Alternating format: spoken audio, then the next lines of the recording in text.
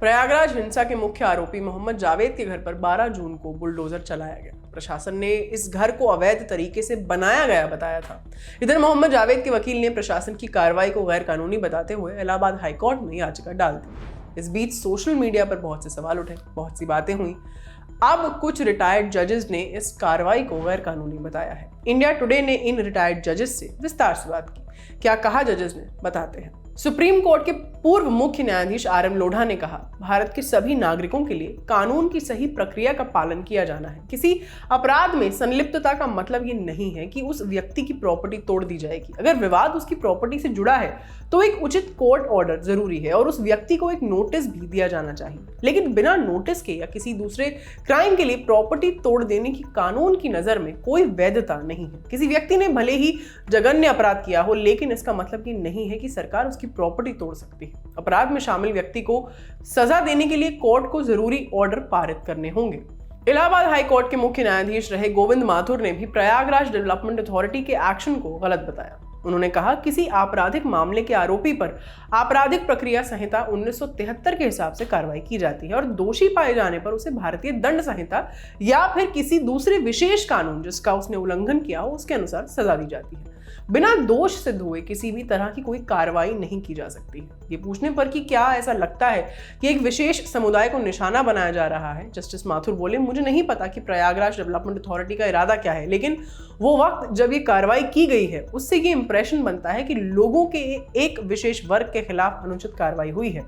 Supreme court के पूर्व जज जस्टिस चलमेश्वर ने इंडिया टुडे को बताया, कानून की कुछ प्रक्रिया का पालन किया जाना चाहिए और ये हर मामले में जरूरी है। किसी व्यक्ति पर कोई केस है तो ये किसी प्रॉपर्टी को गिराने का आधार नहीं हो सकता। प्रॉपर्टी उस इलाके के म्युनिसिपल कानूनों के तहत आएगी और ये देखना पड़ेगा कि उस व्यक्ति को नोटिस जारी किया गया है या नहीं, और अगर नोटिस जारी नहीं किया गया है तो वह मामले के निपटारे के लिए सक्षम अदालत का दरवाजा खटखटा सकता है।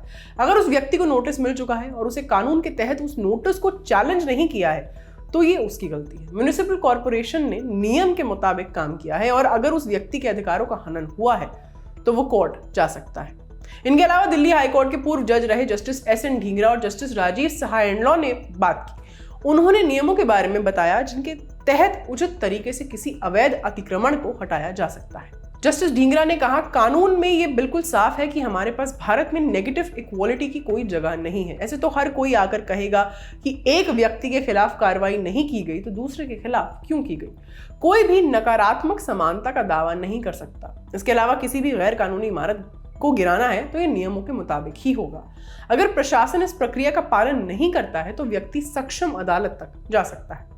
जस्टिस एंडलो कहते हैं, अगर कोई निर्माण अवैध है तो इसे हटाया जाएगा, लेकिन कानून ये भी कहता है कि कानून सबके लिए एक समान होना चाहिए। इसका इस्तेमाल सिलेक्टिवली नहीं किया जा सकता। कोई पिक एंड चूज पॉलिसी नहीं हो सकती। केवल किसी व्यक्ति पर अपराध का आरोप है तो ये उसकी प्रॉपर्टी को डिमोलिश करने का आधार नहीं है। किसी इमारत को गिराना नियमों के तहत होना चाहिए। जस्टिस ने आगे कहा कि अगर सार्वजनिक जमीन पर अतिक्रमण है तो नोटिस की जरूरत नहीं है। साथ ही अगर किसी ने सरकारी जमीन पर कब्जा कर लिया है और कई वर्षों तक उस पर किसी का ध्यान नहीं गया तो वे बेईमानी से ये नहीं कह सकते कि उन्हें दंडित किया जा रहा है क्योंकि उन्होंने सरकार के खिलाफ आवाज उठाई है। ये सारी जानकारी एकत्रित कर आपके लिए लिखी थी हमारे साथी शिवेंद्र ने। कैमरा के पीछे है पंकज, मैं हूं आस्था। अपना ख्याल रखिए। शुक्रिया।